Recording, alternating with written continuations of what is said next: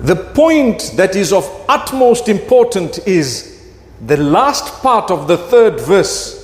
وَقُولُوا قَوْلًا سَدِيدًا, and utter that which is sadid. Sadid means upright.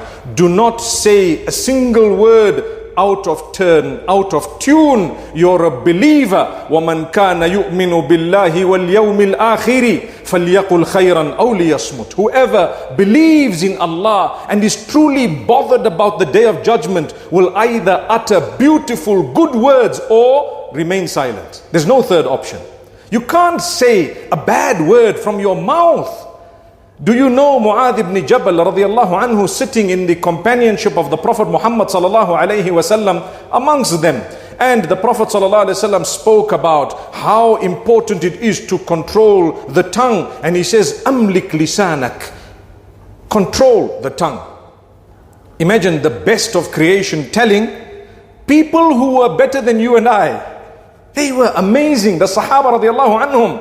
It's wrong for us to say a single name from their names without saying, may Allah be pleased with them. That's how great they were in rank. Allah chose them. And Mu'adh ibn Jabal says, Awa inna mu'akhaduna bima naqulu ya Rasulallah. I mean, we're only saying it, we're not doing it. Are we responsible for what we've said? When obviously what he meant is, we only say it. We've only said something. We didn't really do anything. I didn't slap you. I only told you you're stupid, for example, right? He says, ثَكِلَتْكَ أُمُّكَ يَا مُعَاذ وَهَلْ يَكُبُّ النَّاسَ عَلَى مَنَاخِرِهِمْ فِي النَّارِ إِلَّا حَصَائِدُ أَلْسِنَتِهِمْ.